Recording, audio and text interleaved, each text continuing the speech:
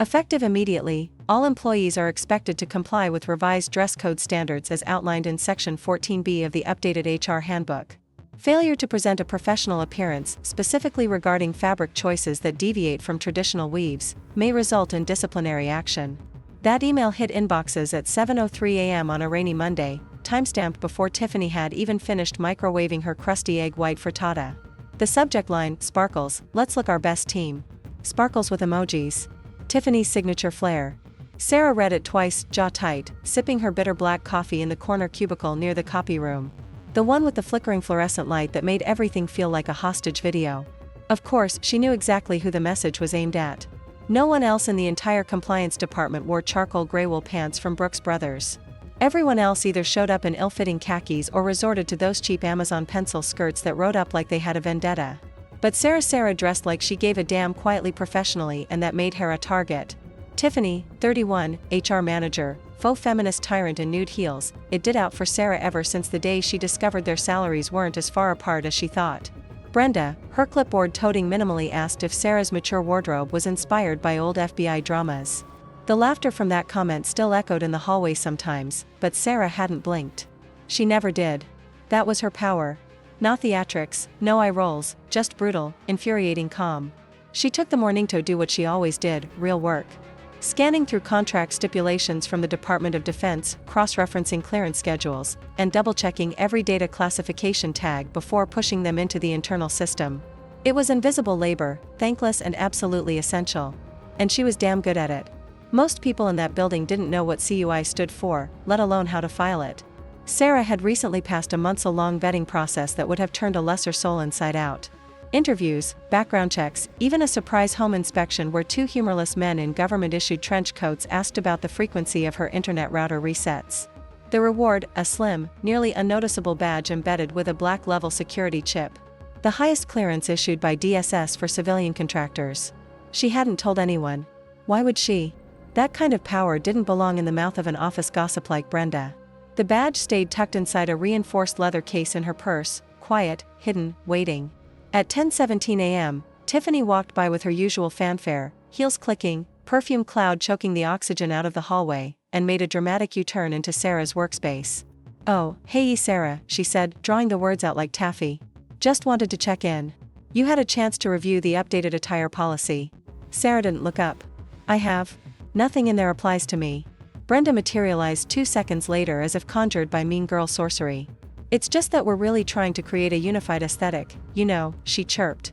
"And some of the older styles can send confusing messages." Sarah finally looked up. "Confusing to whom?" The Pentagon. Brenda's smile flickered. Tiffany smirked. "Just making sure we're all on the same page. After all, some people don't always realize when they're towing the line." "I don't tow lines," Sarah said flatly. "I write them. Section 16A of the Federal Compliance Brief trumps any HR memo. But I'm sure you already knew that." Tiffany's cheeks tightened. She didn't respond. Just gave that fake little smile, the one that never reached her eyes, then turned and left in a puff-off citrus-flavored hostility. Brenda skewered after her, whispering something that made them both cackle like they just pan-said the prom queen. Sarah returned to her screen, but something in her chest had shifted. The cold, familiar twitch of office sabotage. She'd felt it before, back when a previous manager had forgotten to sign off on her promotion paperwork 3 years in a row. Or when she was asked to train a junior analyst who was later promoted to lead over her. None of it shocked her anymore. The email, the emoji-laced threat hiding behind bureaucratic fluff, felt different. It was clumsy, emotional, reckless, which meant Tiffany was getting bold, and boldness from small minds was dangerous. Sarah glanced at her purse. The badge sat nestled between a bag of almonds and a portable charger, humming with silent authority, a digital fingerprint of trust from the most paranoid government on earth. She hadn't earned it by being nice. Earned it by knowing how to stay invisible until visibility became a weapon. And now it felt like someone was itching to make her visible. The sound of the coffee machine wheezing its last ounce of stale Colombian roast was almost a comfort until Sarah caught the scent of something fouler than burned beans. Vanilla body spray and weaponized self-importance. Tiffany. Sarah had just reached for a plastic stirrer when she felt the room temperature drop 6 degrees. He didn't need to turn around. She knew that breathy exhale. "Oh wow." Tiffany cooed loudly enough for Brenda to hear from 3 cubicles down.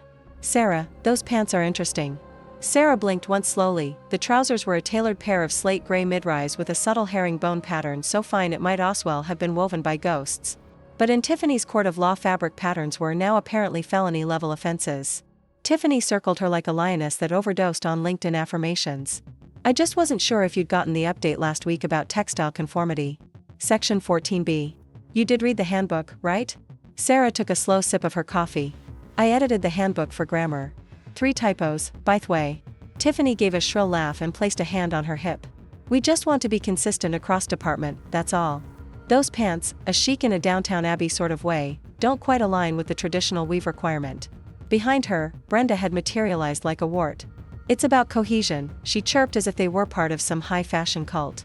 Team synergy starts with fabric integrity. Sarah turned toward them, coffee in hand, spine perfectly straight. Is this a formal HR complaint? Tiffany blinked. No, just a conversation, peer-to-peer. Woman to woman.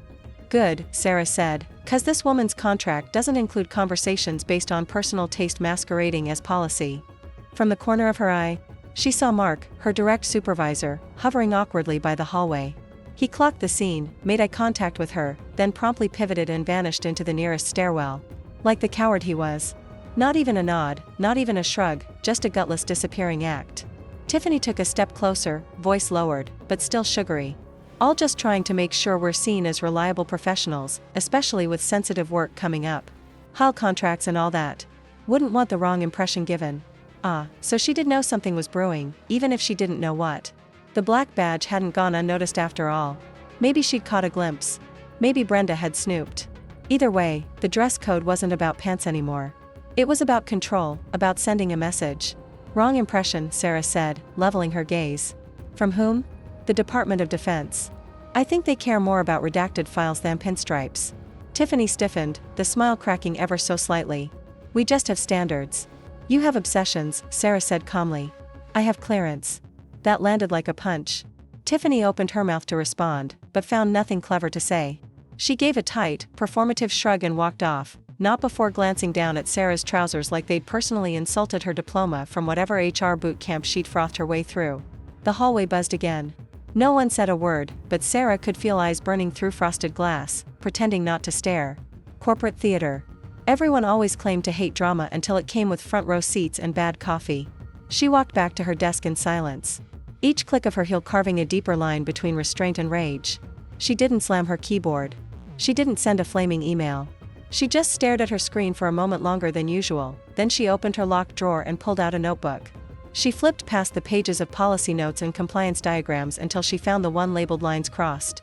She added a date. Under it, just 2 words, textile war. Email arrived at 3:12 p.m. Subject line, HR matter. Immediate attention required. No body text. No salutation. Just a calendar attachment with a 15-minute window and a location. Room 3C. Sarah stared at it for a few seconds before standing slow and silent like someone rising from her own funeral. The click of her badge locking her terminal echoed louder than it should have. Her desk with its neat folders and color-coded sticky notes looked alien now, like it belonged to someone else, like a crime scene.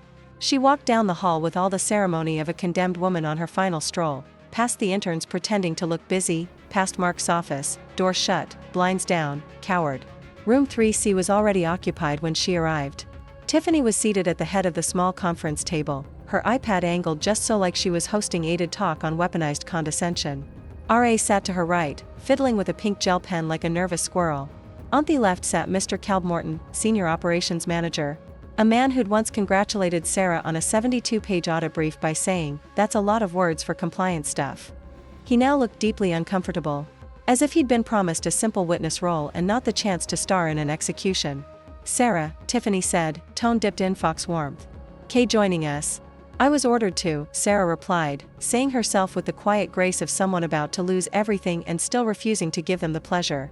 "Well, get straight to the point," Brenda chirped, unfolding a typed script. "This is a formal termination meeting conducted in accordance with corporate procedure outlined in Section 8B of the Employee Accountability Guidelines." Sarah blinked.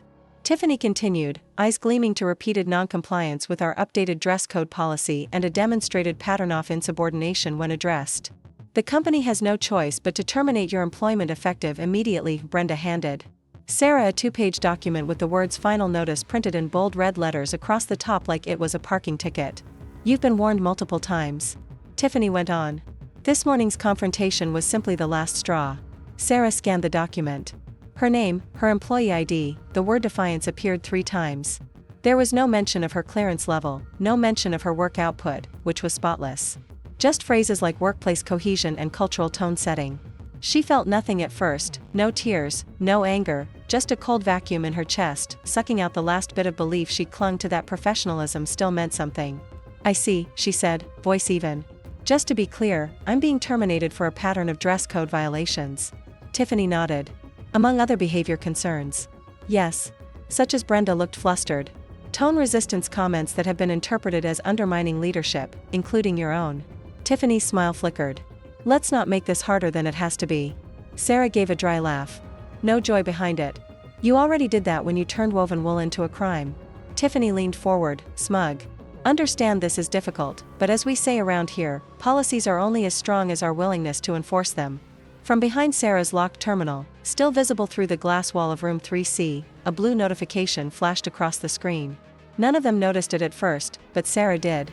DSS mandated system check-in. Overdue. The screen dimmed. The alert pulsed. Tiffany turned, noticed it, and smirked. Guess you won't be needing that anymore. Sarah said nothing. Just stared at the screen. She could feel the air getting thicker. Her fingertips buzzed with the static of rage held under pressure. Please collect your belongings, Brenda said softer now. Rehearsed sympathy taking over. Someone from it will escort you out. Of course, Sarah said, standing with deliberate calm. Wouldn't want to cause a security breach. Tiffany laughed. Don't be dramatic, Sarah. She didn't answer. She just turned toward the door. But before she left, paused and glanced over her shoulder. You just fired the only person in this building who knew how to keep your government contract from collapsing like a Dollar Tree lawn chair. 3 faces blinked at her, blank, uncomprehending. Sarah smiled. Enjoy your fabric integrity. The walk back to her desk felt longer than it ever had, somehow stretched out like the office itself was enjoying her humiliation. The box they gave her was insultingly small, kind designed for sympathy, not logistics. A single sheet of bubble wrap fluttered uselessly in the bottom like a condolence prize. Sarah didn't cry. She didn't tremble, but she could feel it crawling up her spine. That slow, simmering flush of public shame. Not the loud kind, the quiet kind. The kind that settles into your bones and echoes with every, "Are you okay?" offered by people who never gave a damn before today. She passed the marketing pod first. No one said anything.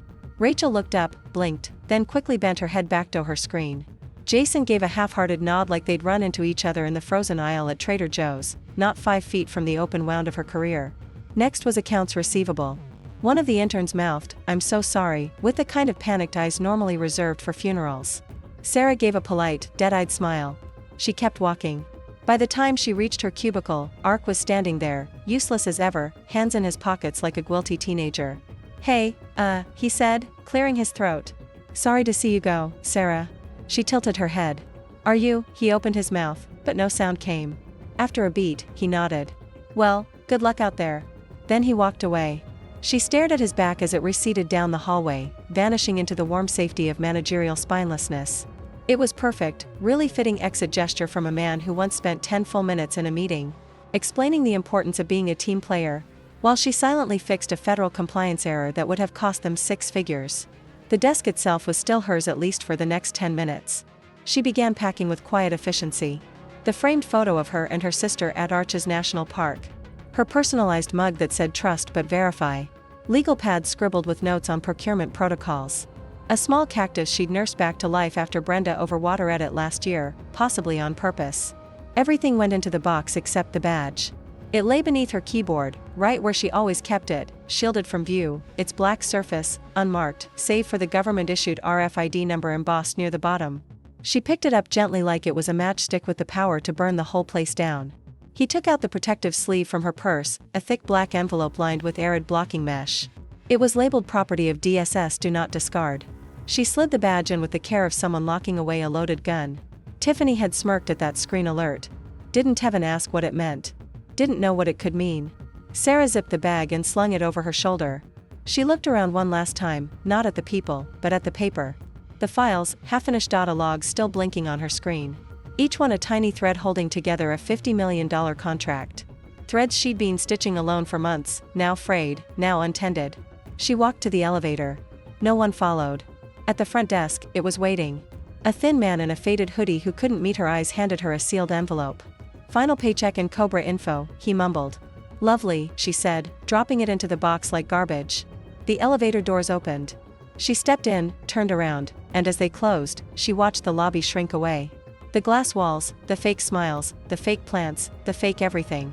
She didn't cry, but deep in her stomach, a new feeling was forming, not grief, not even anger, resolve, cold, clean, metallic. Something had just been set in motion, and nobody in that building had the clearance to see it coming. Sarah had just started peeling the sticker off her now useless employee badge when the glass door swished open behind her with a gust of late afternoon wind and purpose. Not that distracted sort of entry you get with sales reps or interviews fumbling with portfolios.no, this was military precision energy. The kind that turned heads without raising voices, glanced up from the vinyl lobby chair just in time to see a man and a woman in matching dark suits step through like they'd been summoned by seismic instability. No logos on the briefcases. No name tags, but their posture said everything. These people were not here for onboarding. The man was tall, close-cropped hair, his tea so symmetrical it looked stankled. The woman wore a severe bun and walked half a step ahead of him, scanning the room like she was casing it. Wore slim lapel pins, black circular with the unmistakable eagle insignia encased in a silver ring. Her breath caught DSS, not tech compliance DSS, not fun acronym DSS. No, this was the real thing. Defense Security Service. The ones Hodent knock unless protocols had been shredded, set on fire, and left smoldering in a corner. Your cubicle next to the vending machine. Woman approached the reception desk without so much as a glance at the directory wall. * We need to speak with Walter Phelps, head of security, and Brian Denning. Your CEO? Immediately, her tone was sharp but controlled. The kind of voice that skipped please and still wasn't rude, just dangerous.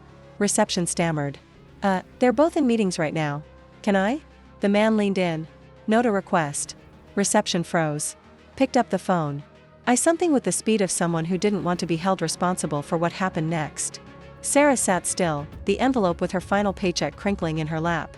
1,000 things moved through her brain at once.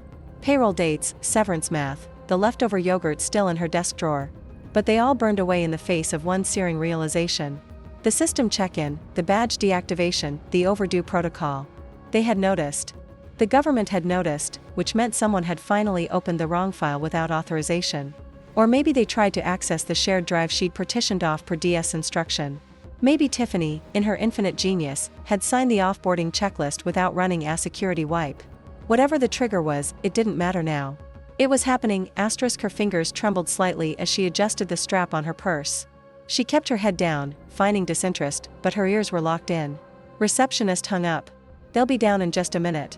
The woman nodded. Themon's eyes swept the room. They landed briefly on Sarah, lingered for half a second, then moved on. He didn't recognize her. Not yet. Sarah exhaled carefully. Inside her chest, something old and buried cracked open. A jolt of adrenaline fused to grim satisfaction. She wasn't crazy. She wasn't petty. She hadn't just lost her job over a pair of pants, been terminated in violation of a federal security contract. And now the adults had arrived. The lobby grew quieter, like the walls themselves were holding their breath.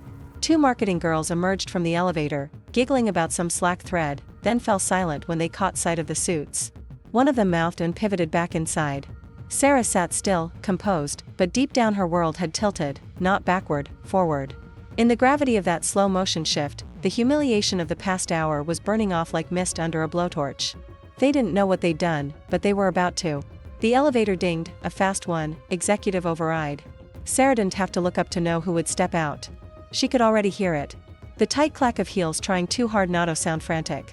Tiffany, flanked by Brenda, whose clipboard was missing for the first time in recorded office history. Tiffany's steps were stiff, mechanical. Her usual posture, chin high, jaw set like a pageant queen auteur, had vanished. Her face was pale, not tired, not stressed, pale, as in blood vacated, horror vacuumed. What have I done? Kind of pale. They didn't acknowledge Sarah as they passed. Couldn't. Tiffany's eyes flicked toward her for half a second, landed, and immediately recoiled like they'd touched a live wire. Sarah didn't move. She didn't blink. She just sipped the lukewarm coffee she'd been nursing since her own walk of shame, now watching as the shame boomeranged back at warp speed. The conference room door clicked open behind them. Miss Henderson, came Agent Rossi's voice, cool and unhurried. Tiffany turned so fast her badge lanyard whipped sideways. Why, yes, inside. Now, Tiffany obeyed. Brenda wasn't invited. She wilted back to the hallway like a ghost denied entry to the underworld, the door shut with a padded finality that made the receptionist cease. The office was too quiet again. A few necks craned from cubicles pretending to look for printer paper. Inside the conference room, voices rose in muffled panic. Sarah couldn't catch every word, but fragments floated through the lobby like wreckage. An authorized personnel classified asset contract breached. Then she was let go before the check-in window. A male voice. Agent Miller likely dropped like a brick. You let her go without notifying DSS. A pause, then chaos. Brian Denning, CEO, came down himself this time. His usually smug expression replaced with a sweat-l panic, necktie yanked crooked like he tried to strangle himself on the elevator ride. He blew past the receptionist. Asked the copier through the waiting area until he saw Sarah. He stopped dead in front of her, breath ragged. Sarah, he said, smiling too wide, too forced. Would you mind stepping into me office for a quick chat? She looked at him, not rising. I no longer work here, she said evenly, just loud enough to be heard by the interns eavesdropping from behind the ficus. You'll have to make an appointment. His mouth opened, closed, his Adam's apple bobbed. Please try it again. Just a quick. She stood slowly, calm as an earthquake before it hits. Her purse still slung over one shoulder, the black badge still zipped inside like a detonator. I'm sure your team can handle it, she said. After all, it's just fabric, right? Brian's face twisted with the panic of a man, realizing the iceberg wasn't theoretical anymore. She brushed past him without waiting for a response. Behind her, the conference room door opened again. Tiffany stepped out, visibly shaking, her mouth moved towards some defense, some excuse, some gasp of HR doublespeak. But Sarah didn't give her the audience. She kept walking. She didn't look back, not because she didn't want to see their faces, but because she already had, and they looked exactly like justice. Sarah had just made it to the lobby's glass exit doors when the unmistakable sound of polished shoes on tile stopped her cold. Not the scamper-off interns, not the desperate shuffle of Brenda in kitten heels.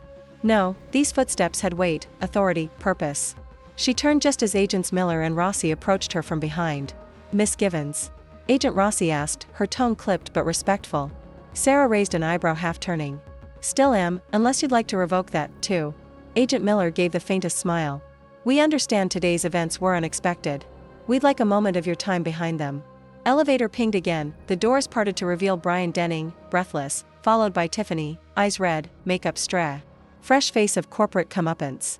They froze in place like two children watching the principal hand their report cards to the police. Of course, Sarah said, straightening her purse strap. Let's talk.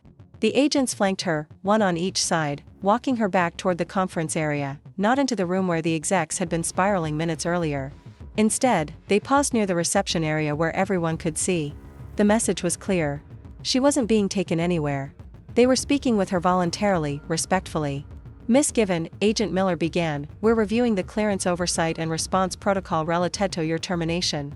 Your record with DSS is clean, pristine, in fact. Your work on the encrypted data handling back in Q1 that flagged positive attention. Rossi nodded. We have questions, of course, but primarily we want your cooperation with the next phase.